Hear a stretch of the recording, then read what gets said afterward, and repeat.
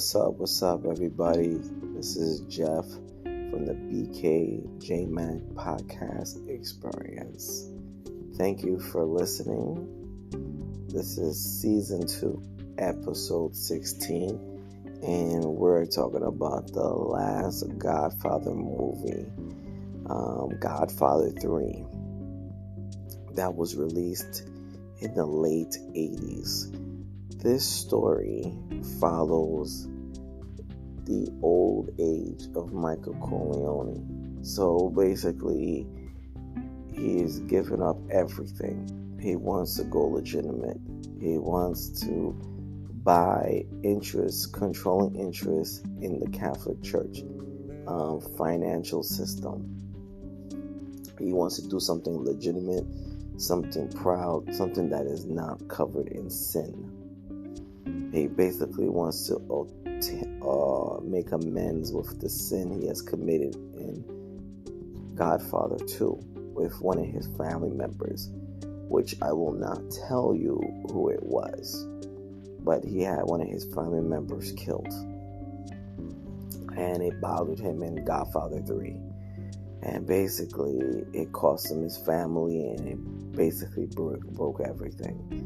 And now he's in the centerpiece in GodFather 3 on the cusp of retiring. He has developed diabetes. He stays away from much sugar. He doesn't smoke cigarettes as he did in the other GodFather movies. And he's just basically grumpy. He has this grumpy disposition about himself. They don't do the two storyline alignment like they did in GodFather 2 and stuff, but this one they really was trying to focus on the story and the rise and the destruction of Michael Corleone and the rise of Andy Garcia's character in the movie. However, something happens. This movie is not well done. There are choppy moments in the movie that basically makes the story confusing, but you can see there's a story there. There's going to be groups, there's going to be guys that's going to plot to try to take down Michael Corleone, and they almost succeed too. However, they didn't do it. They didn't do it because Michael Corleone was able to outmaneuver his enemies, and his enemies, he was basically able to get revenge on them in a separate, I think it was in Act 2. However, with this movie, there were a lot of things that interfered in it, like the casting of Maria. Now, a lot of people were very, very angry at the casting of Maria with the director's daughter. But I'll tell people there's a little story about that. Basically, there was supposed to be an actress that was supposed to play Maria. However, she was killed by a stalker. Which was very sad and devastating. It was sad, and they hired the writer to play Maria. She had signed on. She had agreed. They flew down to Italy for location shooting. Now, let me tell you something. As a student of film, when you're shooting on location, especially in Italy, that's an expensive production. Expensive production. Every day you have to get your crew out there and you have to shoot scenes, and you have to pay for this and that. So Ronaldo Ryder, who was dating Johnny Depp at the time, basically she said she had a nervous breakdown and she could not show up on set when it came time to do her scenes. Because of her so-called anxiety attack, she basically left the set and they flew her back home. Now, the movie is in a bind, so they're trying to figure out what to do. So eventually, they tried to call Julia Roberts to take over the role, but she was busy doing her own project. Remind you, the movie is on location. So Maria is played by the director's daughter. She memorizes the lines, and basically she steps in.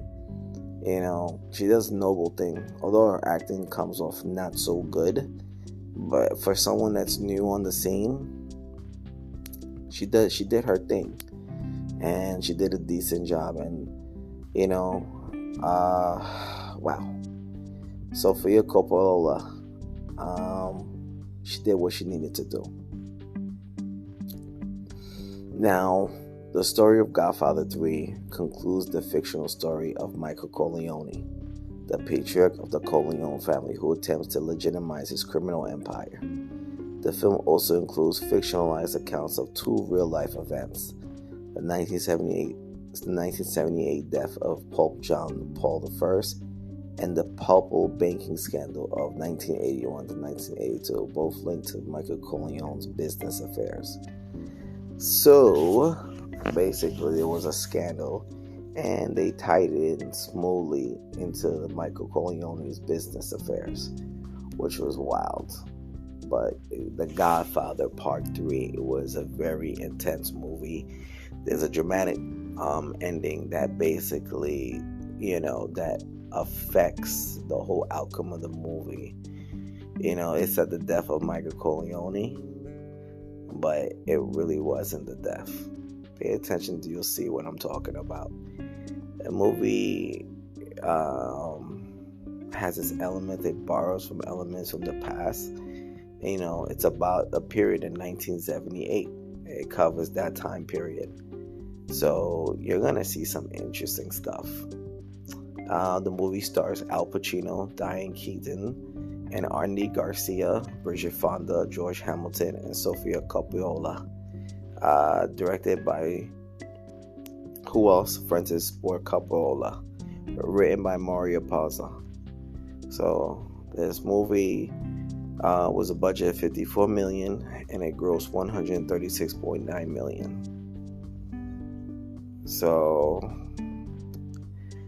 when you watch this movie, watch it with a grain of salt. You gotta understand that this movie was it was crazy. That's all I gotta tell you. It was just really, really crazy. It's not something that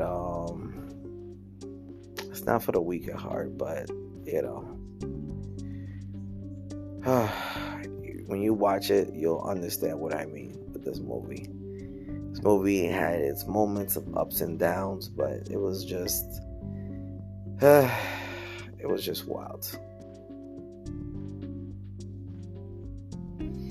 And let me tell you, the actress that was supposed to play Maria, her name was Rebecca Schaeffer. She was set to audition, but was murdered by an obsessed fan. So God rest your soul, Miss Rebecca Schaeffer. This movie was just interesting, and watch it and tell me what you think. Thank you for listening to this review of Godfather Part 3. Quarter is what they're calling it in the remake. So tell me what you think.